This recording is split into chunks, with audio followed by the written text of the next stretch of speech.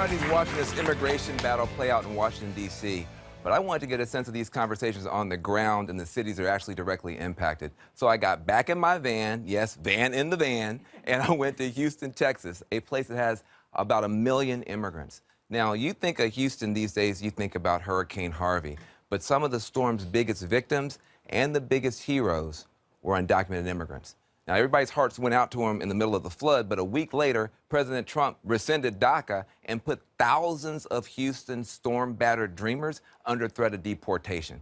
So I wanted to go to Houston and see how are they dealing with the aftermath of both of these challenges. Check us out. Houston, Texas.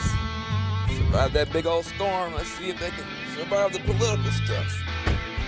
Yo, how are you? Fancy ride you got. Yeah, hey, listen, man, it's state of the art.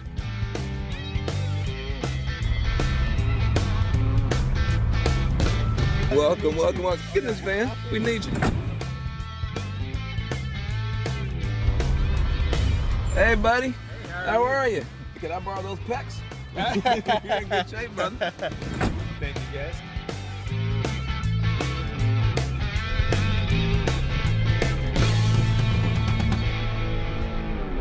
Everybody around the world saw those images, saw the floods, saw whole neighborhoods underwater.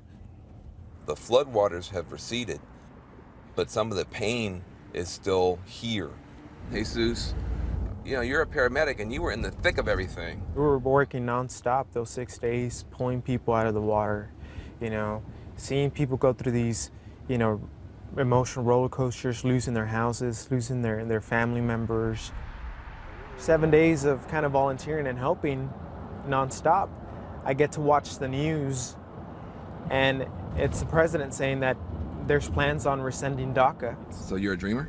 I am a dreamer. You have DACA status? Correct. And you came to the United States when you were 5, is that right? Correct. Yeah, Yes. 5. So you're both came to the United States when you were 5 years old? Yes. That's amazing. I actually just became a citizen, a U.S. citizen, and my first vote was for Donald Trump. Congratulations, man. Thank you. On the citizenship part. The Donald Trump part. Welcome to the team, brother. Okay, so hold on a second. So we got 2 kids from Mexico, basically the same age. Right. One is now a citizen, one is a dreamer, and one voted for Donald Trump. Why did you vote for Donald Trump? Just look at what's going on right now. The economy is up. All the jobs are coming back to America. He was just the right guy. When he first announced, and he said, you know, Mexicans not sending their best people, they're sending rapists, and some of them, he said, might be good people. How did that land with you? Well, he didn't refer to all Mexicans. He surely didn't refer to the people who are in Mexico. I think Donald Trump cares a whole lot about all Americans. As a Christian, I can say that no human is perfect, right? So I can understand why somebody like Donald Trump is as ignorant as he is, because he's never had to live that struggle. He's never been an immigrant. I just don't understand how you can go to a country and call their president ignorant and then tell him to give you legal status. I just don't understand that.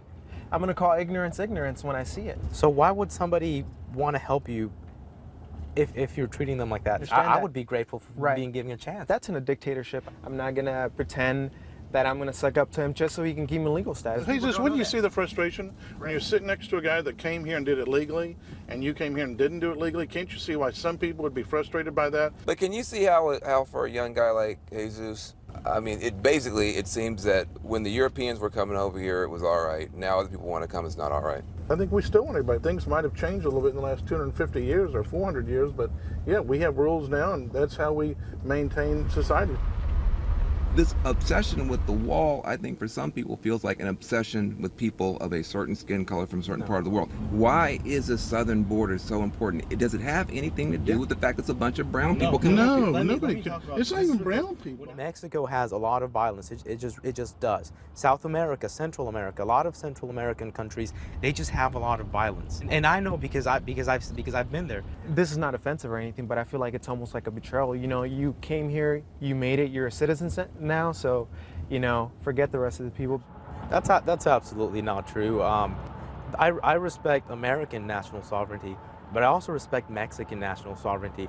But at the end of the day, some of us had to come for urgent situation. My mom had to bring me here, and there was no way for us to come here legally and do things the right way because we were going to be persecuted. My dad was involved with drugs and the drug cartels, and so we were trying to leave that life.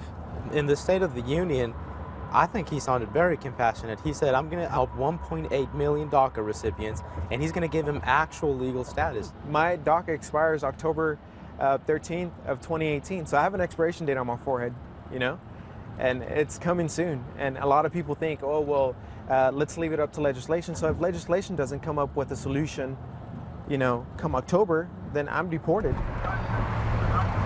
So the stereotype now, the Trump voters, heartless people, you're mean, you're tough on Mexicans. Are you heartless and mean and tough on Mexicans? I am not heartless and mean. I enjoy helping folks that come here. What is significant about this high school? Cristo Rey was started about 6 years ago, and these kids are primarily Latino and lower-income housing. Many of them are DACA kids. In my company, what we do is we fund scholarships for these kids. Why do you personally do this? My dad died when I was 7 years old, and I was raised by a single mom. We asked that the parents pay whatever they can pay. And we had a woman in our first year that could not afford to pay anything. And she said, I can provide tortillas to the school. So every week, she brought tortillas to the school so the kids could have them. That was her total contribution. So when you make that kind of commitment to your children, I think it's a big difference. And those are the kind of people we want to support in our community here. You got two guys, one's for Trump, one's against Trump, but both are out here helping the community. Both saw their mom struggle through, and both would do anything to help a